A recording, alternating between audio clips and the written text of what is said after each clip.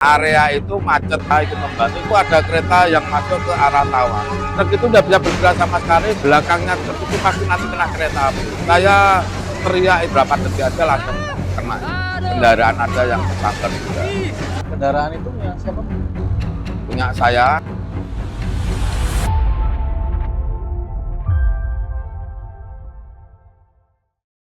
Ya, kali ini saya bersama dengan seorang saksi. Dia yang mengetahui kejadian kronologi dari truk yang tertampar kereta api di Jalan Kaligawe, Semarang. Kronologinya bisa langsung dijelaskan oleh saksi yang satu ini, mulai dari kedatangan kereta api hingga terjadinya penabrakan truk, dan apakah ada korban atau tidak, langsung kita saja tanyakan. Selamat pagi Bapak. Ya. Gimana Pak kabarnya Pak? Baik Pak, ini dalam keadaan bekerja. Oke. Bapak ini pada saat itu bisa diceritakan sedikit Pak awal mula dari kejadian sebelum dan sesudahnya truk yang tertampar kereta api? Ya, gini ya Pak, itu setiap hari kan saya lewat situ sambil jemput istri, saya pasti berhenti di situ. Nah, kebetulan area itu macet, benar-benar macet karena rob yang mungkin tinggi sekali. Jadi keadaan semua kendaraan itu yang besar apa yang kecil pun jalannya pelan. Kebetulan pas itu jam-jam 4:04 itu ada kereta yang masuk ke arah Tawang. Itu sudah masuk. Nah, otomatis pintu palang kereta itu terbuka. Nah, langsung itu beramai-ramai masuk. Kebetulan pas masuk itu macet lagi sampai lama tidak bergerak. Nah, setiap lewat itu kan saya pasti tahu, oh jam ini kereta yang mau keluar dari Tawang itu mau keluar. Oke. Nah, setelah itu truk itu udah bisa bergerak sama sekali, sama saya sama pengguna apa itu Pak Oganya di situ, ya itu membantu merapatkan barisan yang truk mogok itu dari 1 meter menjadi kurang lebih ya 15 sentian. Itu tak suruh maju semua karena saya tahu itu belakangnya truk itu pasti nanti kena kereta api. Ekornya tersebut ya Pak? Iya, kebetulan itu udah nggak bisa lagi karena udah terlalu mepet. Itu masih tertinggal kurang lebihnya setengah meter. Itu pasti nanti kena lah. Dengan adanya itu saya teriak itu sopirnya biar turun karena sudah nggak bisa lagi, pasti kena nantinya itu. Nah, langsung itu terjadi laka seperti itu. Itu pada saat itu truk berhenti selang berapa lama Pak di dalam kereta api itu sebelum adanya tabrakan? Nah, itu di lintasan kereta api itu truk berhenti di situ macet itu kurang lebihnya ya 5 menitan. Itu udah nggak bisa bergerak lagi. Nah, jadi sopirnya langsung saya turun lompat, langsung saya melihat lampu sinar kereta api kuning itu, langsung ya enggak berapa detik aja langsung kena itu. Berarti truk di situ sudah berhenti 5 menit, kemudian palang pintu baru ditutup. Itu kemudian terjadilah tabrakan itu ya, tertampar kereta api Herina ya. Iya, itu palang pintu kan adanya kan sebelahan toh Mas.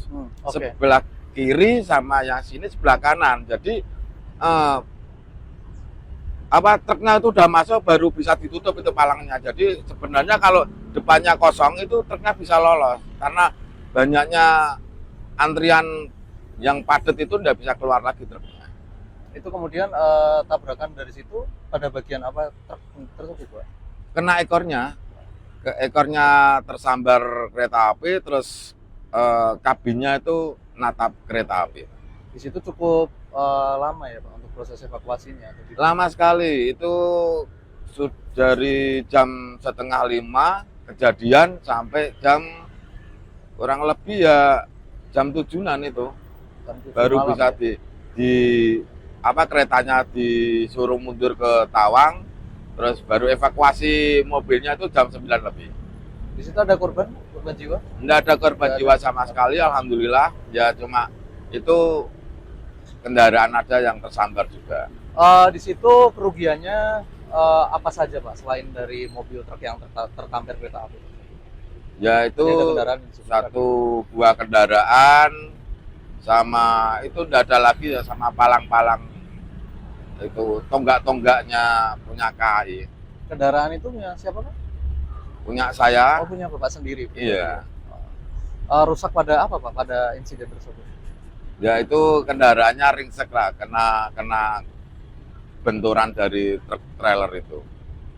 Bisa dipakai nggak atau sudah benar-benar hancur gitu Pak? Bener-bener hancur, udah bisa dipakai lagi. Nggak bisa dipakai. Iya. Berarti untuk saat ini itu kerugian ada di Bapak ya yang menanggung sendiri gitu. Sampai saat ini masih belum ada bantuan ya? Iya, sampai saat ini masih ada konfirmasi tentang kerusakan di kendaraan saya. Oke. Pada saat itu kondisi kendaraan Bapak itu terparkir di mana? Terparkir di dekat palang pintu jalur belah kiri itu. Sebenarnya terbiasa enggak saya parkir di situ karena saya melihat kemacetan itu. Ya, Pak, ya? Kemacetan itu saya ikut membantu biar cepat ya. Akhirnya tertampar juga. Karena kondisinya darurat jadi harus turun membantu. Iya. Oke. Kemudian akhirnya terkena dari kepala truk atau gimana? Kendaraannya itu. Terkena dari kepalanya truk. Langsung kehantam tadi kendaraannya. Iya, truk itu kan belok gini kan mundur jadi kena ban belakangnya. Sudah coba dibawa ke bengkel gitu Pak? Kira-kira itu nanti kena biaya berapa itu kalau dari kerusakan? Enggak, itu soalnya rangkanya patah. Patah. Jadi tidak bisa dipakai lagi itu kemungkinan motornya. Sekarang masih di Polrestabes Semarang, Pak. Oh, motor itu dijadikan bukti? Barang bukti, Pak. Oke. Digunakan untuk sehari-hari Pak motornya? Iya, Satu saya ya? gunakan sehari-hari untuk kerja, Pak. Padahal barusan beli itu ya Pak? Iya, barusan beli bulan Juni itu. Bulan Juni kemarin. Kemudian rusak. Barusan tak ganti ini roda-rodanya, cakramnya tak ganti ini semua ya. Namanya nasib Mas, enggak tahu. Suasana di situ dan situasi di situ pada sore hari sebelum azan maghrib berarti ya Pak? 4:30 Mas. Sekitar pukul 4:30 itu seperti apa Pak suasananya di situ? Apakah tegang atau gimana gitu Pak? Enggak, itu suasana itu sebenarnya kalau enggak hujan, enggak robnya tinggi itu lancar-lancar saja biasa. Cuma karena itu cuaca ya hujan, terus robnya tinggi, akhirnya yang sebelah itu memang benar-benar macet total itu. Enggak bisa bergerak lagi itu. Itu macet waktu saya telepon istri saya itu macetnya sampai di Jaringan. Itu berapa meter kira-kira Pak? Wah itu kalau yang belakangnya truk itu mungkin ada 2 kiloan lebih tau mau sampai ke pelabuhan Pak itu. Oh, berarti kemacetannya 2 kilo. Nah, itu yang di arah ke Demak itu memang benar-benar macetnya memang lama sekali. Total itu mungkin sampai sana arah Sayung itu. Pada saat detik-detik sebelum adanya tabrakan di situ Pak, kondisi di situ seperti apa Pak? Apakah Bapak sendiri berusaha untuk meminta kendaraan yang depan maju, terus meminta supirnya untuk turun juga gitu ya Pak? Iya, itu saya sama Mas Agung sebagai paogahnya itu sudah mengondisikan volume kendaraan yang padat itu memajukan dari yang biasanya ada jarak antara mobil dan mobil di depannya itu sekitar 1 meteran. Itu sudah saya kondisikan menjadi paling tidak ya 15 sentimeter udah mepet gitu masih tidak bisa lagi Pak. Jadinya masih tertinggal tuh ekornya trailer. Sempat ada bersih tegang Pak antar sopir? Enggak ada Pak. Enggak ada ya? Enggak ada. Seharusnya itu bisa diminimalisir dengan cara seperti apa? Ya itu bisa minimalisir. Diminimalisir kerusakannya. Diminimalisir itu Ya. sebenarnya itu truknya itu kalau dihantamkan ke gapura itu sama mobil yang di sebelahnya itu tidak terjadi seperti itu Pak. Tapi karena mungkin supirnya tegang tidak mau dia itu karena pas sambungan di trailernya itu ngantam mobil itu. Jadi ya terjadi laka gitu. Terus kemudian tertabrak. Iya. Banyak yang berteriak nggak Pak waktu itu? Pada saat rekaman juga Nah, yang di Iya, banyak sama orang berteriak itu orang-orang yang turun dari BRT karena takutnya juga kalau trailernya itu tertampar ya kalau kayak gitu, kalau langsung maju kan kena BRT itu. Banyak orang nonton di situ. Kemudian berarti di situ suasana bisa digambarkan cukup tegang juga ya Pak, pada berteriak. Iya, cukup tegang soalnya itu penumpang BRT-nya juga penuh. Orang-orangnya kan dikasih turun semua itu. Saya juga gebrok-gebrok itu bis BRT-nya saya turun semua. Takutnya saya kalau lompatnya kayak gitu, kalau lompatnya ke arah BRT ya hancur semua itu.